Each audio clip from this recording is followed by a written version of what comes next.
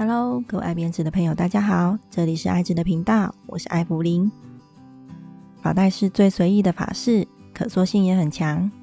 简单的发带赋予了头发一丝活力，增添了一分俏皮。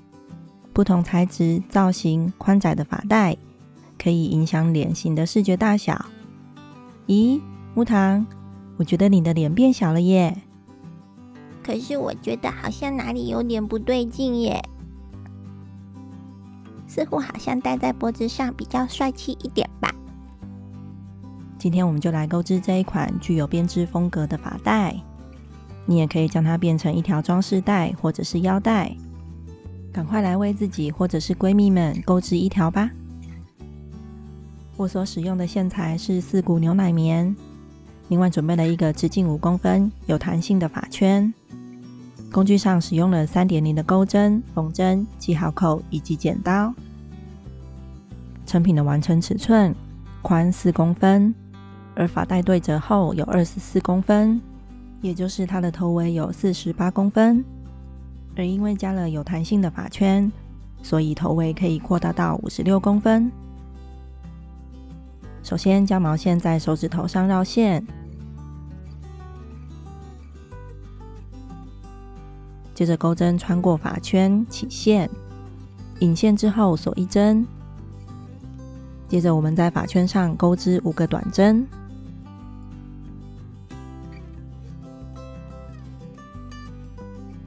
我在第一个针目上放上记号扣，接着剩下的4个短针，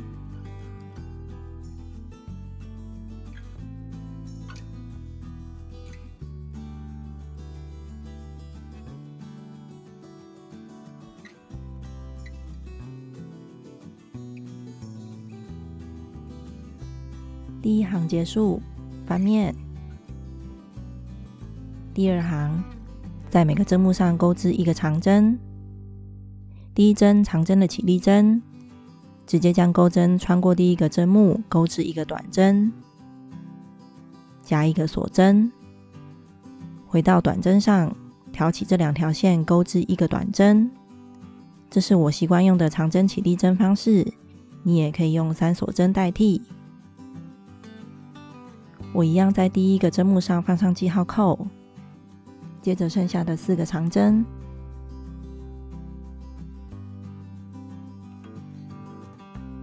之后我们都会采往返钩织。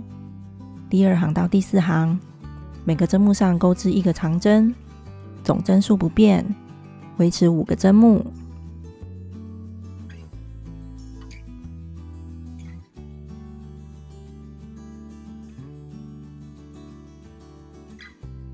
第5行，第一个针目里钩织2个长针，第一针仍然是长针的起立针，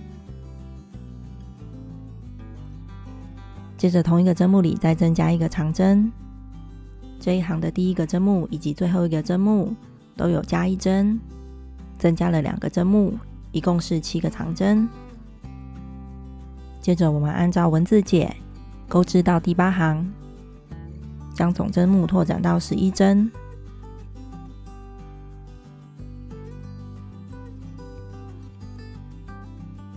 接着我们要开始钩织发带的花样。第9行翻面，1个锁针作为短针的起立针，不算针数。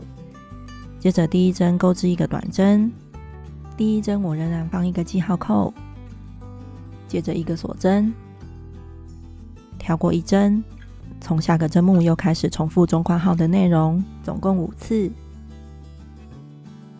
而最后一个针目里1个短针，结束这一行。这一行会有5个锁针空间。第10行翻面，1个锁针作为短针起立针，不算针数。第一个针目1个短针，接着5个锁针，接着我们数上一行的3个锁针空间，在它底下的那一个针目，也就是在前2行第6个针目上引拔。钩织偶数行时，我们所面对的是织物的正面。接着再5个锁针，这一行的锁针会构成一个 V 字形的编织花样。最后回到上一行，也就是第9行的最后一个短针上，钩织一个短针，结束这一行。第11行翻面，一锁针起立，第一针一样是一个短针，接着一个锁针。我们从前2行的第2个短针开始，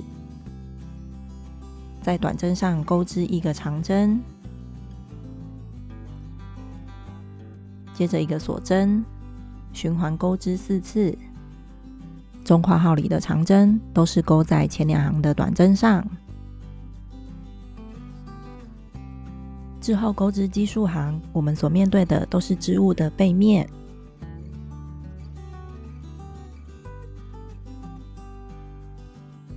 中括号的内容钩织结束，回到第10行的最后一个短针上钩织一个短针。第12行，这一行的钩织方式跟第10行一样，第一针一个短针，接着5个锁针。而接下来的引拔针是引拔在前2行的第3个锁针空间里，接着又5个锁针，再回到上一行的最后一个针目钩织一个短针。第13行翻面，钩织方法也类似第11行，头尾都是一个短针。而在重复钩织中括号的内容时，长针是钩织在前2行的长针上。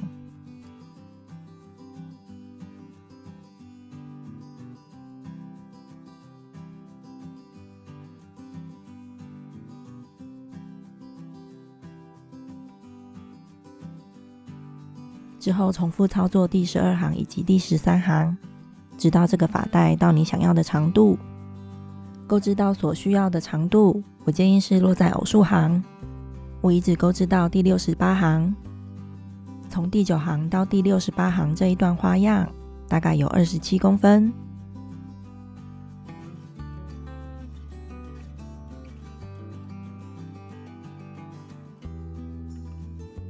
第68行结束，我要对称着第1行到第9行的针目钩回去。第69行循环钩织一个短针跟一个锁针，而中括号的内容，它的短针是钩织在前2行的长针上。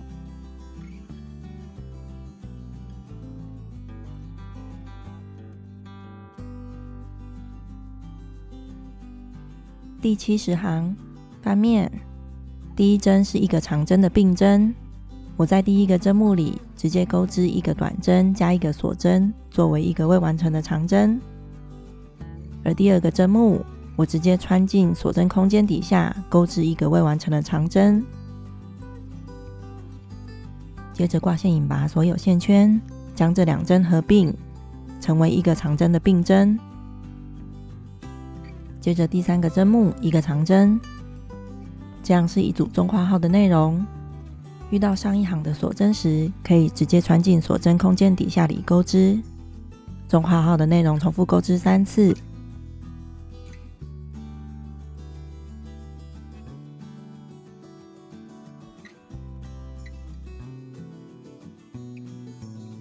最后剩下2个针目，钩一个长针的并针。这一行结束，只剩下7个针目。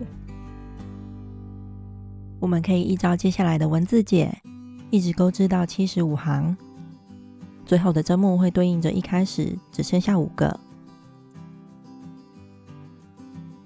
最后第76行，我们要结合发圈一起钩织，先钩织一个锁针作为起立针，接着将钩针一次穿进针目以及发圈，该出线来钩织短针。每个针目都合并发圈钩织短针。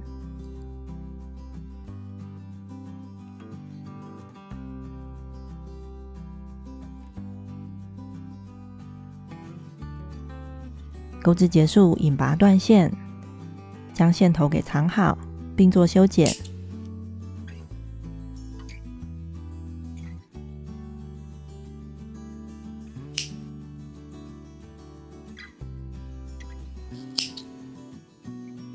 这样这个具有编织风格的发带就完成啦。赶快来为自己以及闺蜜们选一个她最喜欢的颜色来购置一条吧。这一集的分享就到这边，感谢您的收看。喜欢的朋友订阅、按赞、加分享，开启小铃铛。我们下一集见喽，拜拜。